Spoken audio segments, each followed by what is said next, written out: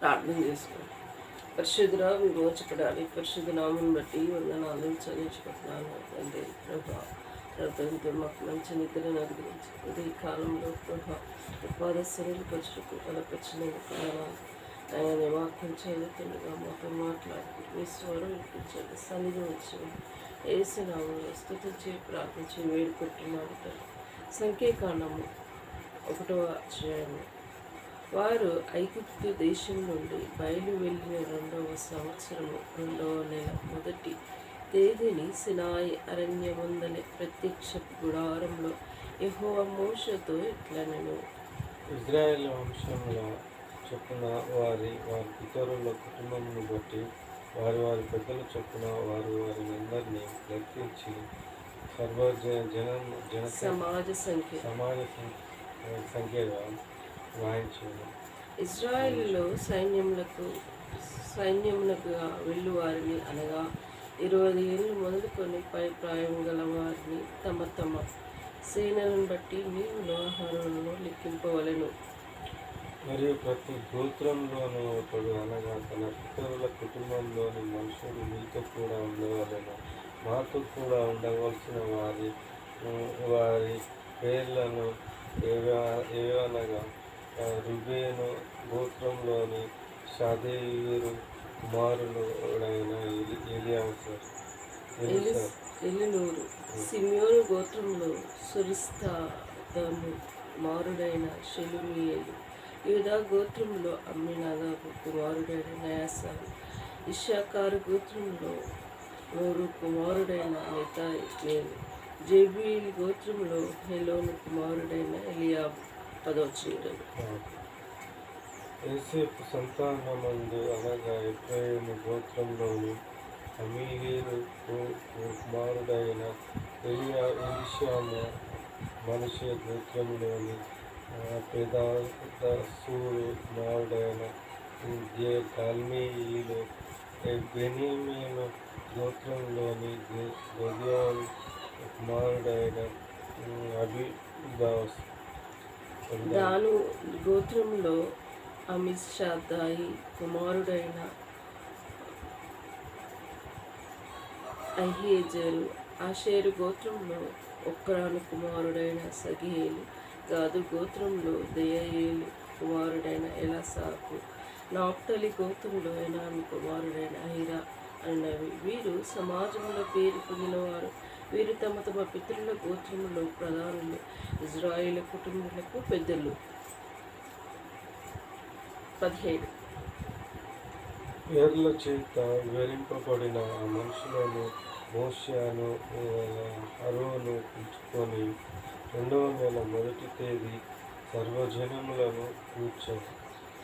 20 ఏండ్లు మొదలుకొని పైప్రాయం గల వారు తమ తమ వంశస్థులను బట్టి తమ తమ వంశము తమ తమ పితరుల కుటుంబంలో తమ పెద్దల సంఖ్యలను తెలియజెప్పగా, యెహోవా అతనికి ఆజ్ఞాపించిన సినాయి అరణ్యంలో మోషే వారికి లెక్కించింది.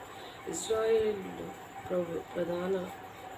ప్రథమ కుమారుడైన రూబేను పుత్రుడు వంశావళి తమ తమ వంశంలో తమ తమ పితరుల కుటుంబంలో 20 ఏళ్ళు మొదలుకొని పరిప్రాయం కలిగిన సేన వీళ్ళు వారందరినీ సంఖ్యని తెలియజెప్పగా, రూబేను గోత్రములు లెక్కింపబడిన వారు 45,500 మంది అయ్యారు. 21 షమీనీయుల పుత్రుల వంశాలు తమ తమ వంశములలో తమ తమ పితరుల కుటుంబంలోను 20 ఏండ్లు మొదలుకొని అభిప్రాయం కలిగి సేన అనగా వారందరినీ పెద్దల సంఖ్యలను తెలియజెప్పగా, సిమియోను గోత్రంలో లెక్కింపబడిన వారు 59,300 మంది అయ్యారు. గాదు పుత్రపు వంశావళి తమ తమ వంశంలో తమ తమ పితరుల కుటుంబంలో 20 ఏళ్ళు మొదలుకొని ప్రాయం కలిగిన సేనగా వారందరినీ సంఖ్యను తెలియజెప్పగా, గాదు గోత్రంలో లెక్కింపబడిన వారు 45,650 మంది అయ్యారు. దేవుడి మాటలు దీవించి ఆశ్రయించినగాక. మరి ఇందులో ఎక్కువ వచనాలు రేపు మిగతాయి చదువుకున్నాం. సో ఈ సంఖ్యాకాండము అంటే ఏంటిది? లెక్కతో కూడిన కాలం. పాత నిబంధన కాలం మొత్తం మరి ఇవన్నీ గ్రంథాలలో లిఖించబడింది. సంఖ్యాకాలము అంటే లెక్కించబడే దినాలు, లెక్కించబడే వంశముల లెక్క చూసేది కాబట్టి సంఖ్యాకాలం అని పేరు పెట్టబడింది. సో ఇక్కడ మనం చూసుకుంటూ వెళ్తూ ఉంటే ఐగుప్తు దేశం నుండి బయలు వెళ్ళిన 2వ సంవత్సరం 2వ నెల 1వ తేదీని సినాయి అరణ్యమందలి ప్రత్యక్ష గుడారములు యెహోవా మోషేతో ఇట్లా ఇజ్రాయేల్ వంశం చొప్పున వారు వారి పితరుల కుటుంబములను బట్టి వారు వారి పెద్దల చొప్పున మగవారందరినీ లెక్కించి సర్వ సమాజ సంఖ్యను వ్రాయించు. సమాజ సంఖ్య అంటే మనం ఇప్పుడు మన జనాభా లెక్క చూస్తూ ఉంటాం. ప్రభుత్వం వారు 5 సంవత్సరాలకు ఒకసారి జనాభా లెక్క అనేది ఉండేది. జనాభా లెక్కలో మనం లెక్కించినప్పుడు ఒక కుటుంబంలో ఎంత ఉన్నారు, ఎంతమంది చనిపోయారు అని లెక్కించుకుంటూ వస్తూ ఉంటాం. జనాభా లెక్క అంటే మరి భారతదేశంలో ఇంతమంది జనాభా ఉన్నారు అని, ఇంతమంది జనాభాకి ఎంత ప్రభుత్వం ఎంత ఎంత ఉంటే, ఎంత ధాన్యం ఉంటే, ఎంత వనరులు ఉంటే, ఎంత ఉంటే ఈ సమాజం బ్రతుకుతుందని అలా ఆలోచిస్తూ ఉంటాం. అందుకే సమాజము మరి జనాభా లెక్క ఉంటాయి. ఆ రోజుల్లో కూడా లెక్కలు అనేది ఉన్నది. అతని వెనుక అప్పటి నుంచే ఉన్నది. మన బైబిల్లో అంత ప్రతిదీ అసలు గోత్రము ఏ గోత్రంలో ఎంతమంది ఉన్నారు, గోత్రము మనం అని చెప్పబడుతుంటూ వస్తున్నాం. గోత్రము ఇప్పుడు మనం తండ్రి నుంచి క్రిస్టియన్ ఫ్యామిలీగా దేవుడు నమ్ముకున్నాం కాబట్టి మన క్రిస్టియన్స్ చిన్నవారే కానీ క్రిస్టియన్స్ అని చెప్పబడుకుంటూ వస్తుంది. సో మన తాత వాళ్ళ తండ్రిని నేను చూస్తాను. ఐ థింక్ నాకు కొంచెం ఐడియా ఉంది. అప్పుడు మనం గుడిసెలో ఉన్నప్పుడు అమ్మకాడికి ఛాయ్ తాగుతాను పొద్దునట్టు వచ్చేది. నాకు గుర్తుకుంది, ఐడియా ఉంది. అప్పుడు నేను 2, 3, 5 ఉండొచ్చు. చిన్నప్పుడు మరి కొన్ని జ్ఞాపకాలు గుర్తుకుంటూ ఉంటాం. నాకు గుర్తుకుంది ఇప్పటికి. సో ఏంటంటే మన తాత వాళ్ళ తండ్రిని నేను చూసాను. ఆయన తండ్రిని మనం చూడలేదు. అలా ఆయన తండ్రి. సో వంశావళి అంటే ఇలా ఉంటుంది. నాకు తెలిసింది ముగ్గురే తెలుసు. మా తాత వాళ్ళ తండ్రి. ఇంకా నాకు 1, 2 మళ్ళీ మన తాత ఆయన తండ్రిని కూడా చూసి ఉండొచ్చు, అంతే కదా. నాకు తెలియదు కదా. ఆయన ఇలా వంశాలు పెరుగుకుంటూ పోతూ మనకు తెలిసిన విషయమే మనం చెప్తాం, మనకు తెలియని విషయం మనం చెప్పినాము. సో దేవుడు ఆనాటి నుండి ఈనాటి వరకు జనాభా లెక్క అనేది పెట్టబడింది. మన పితరుల కాలం నుండే లెక్కలు అనేవి. సో బైబిల్ చదువుతూ ఉంటే ఒక విషయం తెలుసు, ఒక విషయం తెలియదు అన్నట్టుగా మొత్తం బైబిల్ మొత్తం మన నిత్య జీవితంలో జరిగే విషయాలన్నీ బైబిల్లో స్పష్టంగా తెలియదు. ఒక విషయం ఉన్నది, ఒక విషయం లేదు అన్నట్టు కాదు. ఇంకే చక్కటి బైబిల్ ఈ గ్రంథం చదివిన వారి జీవితమే మారిపోతుంది. అందుకే దుష్టు అపవాది ఈ గ్రంథం చదువుకుంటారు, మనుషుల్ని మంచి దారిలో నడిపించకుండా చేస్తారు. అపవాది సంబంధులు బైబిల్ని ప్రేమించారు. అది క్రైస్తవునికి మాత్రం వాళ్ళే చదవాలి, వాళ్ళకే కాదు నాయన. నువ్వు చదివితే కూడా నీ జీవితం మారిపోతుంది, నీ బ్రతుకు మారిపోతుంది. అంటే బైబిల్ ఉచితార్థంగా మంచి గిఫ్ట్గా ఇస్తే పక్కన పెడతారు. నాకు ఇప్పుడు గుర్తుకొస్తుంది, ఆటో నడిపేటప్పుడు సండే చర్చికి వెళ్ళేటప్పుడు ఒక సహోదరుడు ఆటో నడిపేటాయన, ఆయనకి ఎవరో ఏదో సువార్త పత్రిక ఇచ్చింది చదువుకోని ఇస్తే ఆయన ఏం చేసిండంటే, అది క్రైస్తవులు కాబట్టి క్రైస్తవులు చదవాలనుకున్నాడేమో, ఇది మీ క్రైస్తవులే ఇచ్చిందమ్మా చదువుకోవాలి, అది నాకు ఇచ్చింది. చూసావా, మనం సువార్త ఒకరికి ఇస్తే వారి జీవితాలు మార్చుకోరు, వారి దేవుడు అవకాశం అనేది ఇస్తూ ఉంటారు, కానీ అది ఉపయోగించుకోరు. ఎందుకు వివేచన జ్ఞానం లేకుండా జనులు బ్రతుకుతుంది. అది వాళ్ళకే సంబంధించి వాళ్ళే చదవాలి. నీ కాడికి వచ్చిందంటే ఒకసారి నీ హృదయం తెరిచి నీ హృదయంలోనూ నీకు లేదా ఏ సమస్య? ఏదో ఒక సమస్య ఉంటుంది. ఆయన తీర్చేవాడిగా ఉంటాడు. తీర్చే దేవుడు నీ దగ్గరికి వచ్చినప్పుడు నువ్వు అది సమస్య తీర్చుకోలేక పక్కన పెట్టి ఇది వాళ్ళకి సంబంధించింది, వాళ్ళకి ఇస్తే అలా చేయకుండా అంటే మనసు బాధ ఇప్పుడు నాకు గుర్తుకొస్తుంది. ఆ రోజు నేను తీసుకున్న సంతోషంగా తీసుకున్నాను. సరేలే, ఆయనతో నేను వాదం వేయలేదు. పాపం ఆ వ్యక్తి ఈరోజు లేదు, తను ఏదో ఒక మరణ స్థితిలో చనిపోయాడు. దేవుడు అనేవాడు ప్రతి ఒక్కరికి సువార్త ప్రకటిస్తూ ఉంటాడు, అవకాశం అనేది ఇస్తూ ఉంటాడు. ఆ అవకాశము ఉపయోగించుకోవాలి. ఎందుకు నా కాడికి ఇది వచ్చింది? సరే, ఒకసారి చూస్తా, నా హృదయం ఆయనకి ఇస్తా, నా ఆలోచన వివేచించ ఆ వ్యక్తి చక్కగా రక్షణలోనికి వస్తాడు. ఆలోచించకుండా వివేచించకుండా దేవుడు నీకు ఇచ్చిన సమయంలో దేవుని రక్షకుడిగా అంగీకరించకుండా నువ్వు తృణీకరిస్తే మరణాలు ఈ రోజులలో ఎన్నో విధాలు జరుగుతుంది. ఈ రోజు ఉన్న దినం రేపు ఉన్న నేను ఒక వార్త విన్నాను. మనకు తెలిసిన పటేల్ అని, తన కూతురు చిన్నప్పటి నుంచి ఎంతో, నాకు తెలిసి ఇంటర్లో మ్యారేజ్ చేసినట్టు. ఆ అమ్మాయి నాకంటే నిరంజన్ అంటే చిన్న అనుకుంటా. అయితే అమ్మాయి మ్యారేజ్ అయింది, మంచిగా బతికింది. కానీ మొన్న జరిగిన సీఎం మీటింగ్లో మరి ఆ రోజుల్లో మరి అక్కడ కార్ల ఆ సైడు వెళ్ళే కారు, ఒక కారు గుద్ది ఒక కారు, అట్లా 4 కార్లు గుద్దుతుంది. ఇద్దరు ఆన్ ది స్పాట్లో చచ్చిపోయారు. వాళ్ళు అనుకున్నారా అప్పుడు చచ్చిపోతుంది? మన సొంత తెలిసిన వ్యక్తి ఆయనకి అల్లుడవుతాడు, తుమ్మలగూడ. వాళ్ళు అనుకున్నారా ఈరోజు చచ్చిపోతాం అనుకున్నారు? ఐటీకి వెళ్ళి తిరిగి వస్తామని నమ్మకం లేని దినాలే ఉన్నాయి. నీకు అవకాశంలో ఎవరైనా నీకు సువార్త చెప్పినప్పుడు నమ్మి విశ్వసించు. దేవుడు ఆ అవకాశం ఇచ్చాడు, విశ్వసించు. ఆ అవకాశాన్ని, ఆ సమయాన్ని ఉపయోగించు. ఇది ఎందుకు నా కాడికి వచ్చింది? ఒకసారి ఆలోచించరాదు? ఆలోచించు. నీ జీవితంలో ఏదో ఒక సమస్య ఉంటుంది, ఏదో ఒక బాధ ఉంటుంది. సమస్యలు, బాధలు, నెమ్మదిలు తీర్చే దేవుడు నీ కాడికి వచ్చినప్పుడు నువ్వు పక్కన పెట్టి నీ సమస్యను తీర్చుకోవాలని వెళ్తూ ఉంటావు. నీ సమస్యను ఎప్పుడు తీర్చుకోవాలి. నీ సమస్యలు తీర్చేవాడు ఒకడు ఉన్నాడు, ఆయనే లోకరక్షకుడు. నిజ దేవుని తెలుసుకుంటే నీ సమస్యలు తీర్చుకుంటూ ముందుకెళ్తూ ఉంటావు.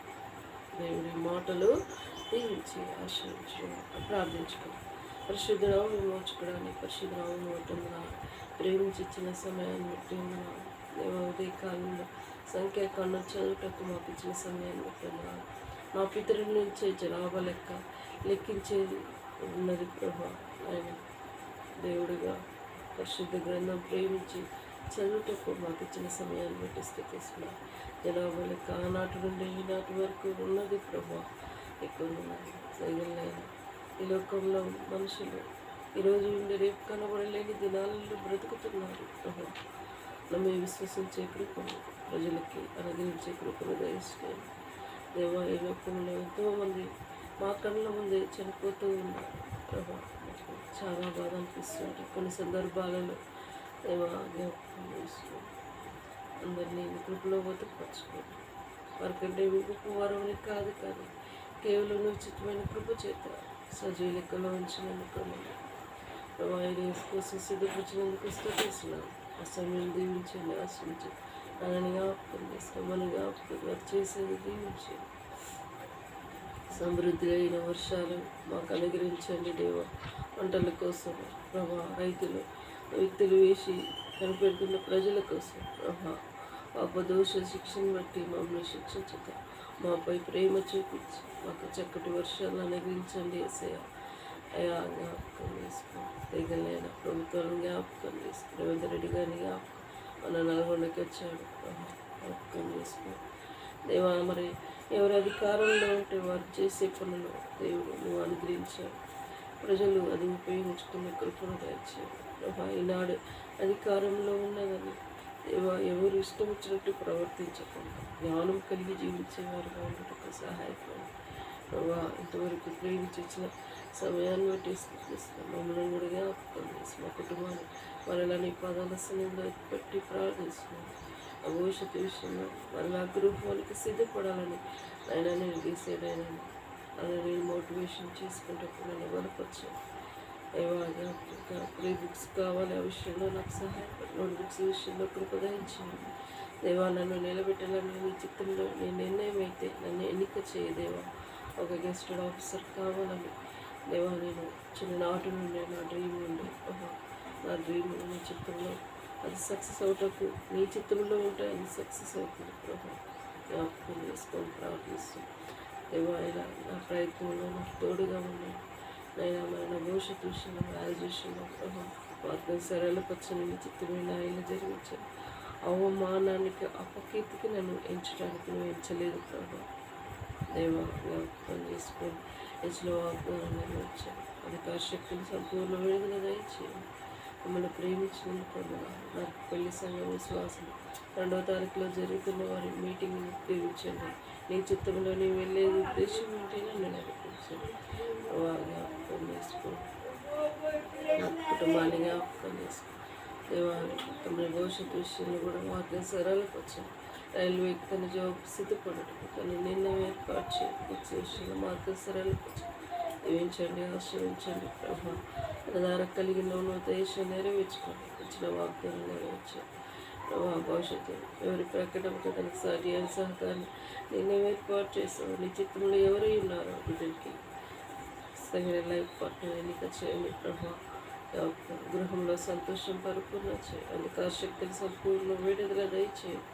చెల్ల విషయం ముఖ్యంగా వారు ఫైనాన్షియల్ ప్రాబ్లం ప్రభా. బిడ్డలు ఎంతో జీతాల కోసం కనిపెడుతున్నారు తండ్రి. దేవుడిగా వారి అక్కర్లు తీర్చండి దేవా. సహాయపడని పాదసనంలో విన్నపించుకుంటున్నాను. బిడ్డలకు కావలసిన సహాయం ఏర్పాటు చేయండి. నీ చేతులు వారికి తిరిగించాలని ప్రార్థించుకుంటున్నాను. తగిన దేవా సహాయపడండి. చిన్నోడు ఈ సంవత్సరం స్కూల్కి వెళ్ళాలి. బిడ్డని దీవించండి. విద్యాభ్యాసంలో వర్ధిల్లే కుమారుడిగా బిడ్డల్ని వర్ధిల్లి చేయండి నైనా అన్నాను. ఎనగా అప్పు చేసుకో. శోధన నుండి కీడపై నుండి కాపాడండి. జాబులో ఎన్నిక చేయండి. బిడ్డ విషయంలో ముఖ్యంగా లోకానుసారంగా జీవించుకున్నాను. ఈ చిత్రమే తన ఇలా జరిగించండి. శాంతి సమాధానంతో బిడ్డ ముందుకెళ్ళటకు కృప దయచేయండి. ఈ లోక స్నేహం దేవునితో వైరం మీరు ఎరగరా ఉన్నాం. లోక స్నేహంతో తను జీవించకుండా మన చిత్తానుసారంగా బిడ్డ జీవించే కృపను దయచేయండి. బిడ్డల భవిష్యత్తు విషయంలో బిడ్డని తొట్టిల్లకుండా కాపాడండి. మంచి లైఫ్, జాబ్, లైఫ్ ప్లేస్మెంట్ ఏర్పాటు చేయండి. బిడ్డల్ని దీవించండి ప్రభానికి పొందుగా. ఇంతవరకు ప్రేమించి ఇచ్చిన సమయాన్ని బట్టి స్థుతిస్తూ మమ్మల్ని స్వహస్తాల తప్ప చెప్పుకుంటూ కావ్యంగా బిడ్డలు ఇంకా వారికి ఇల్లు విషయంలో కృప దయచేయండి ప్రభా.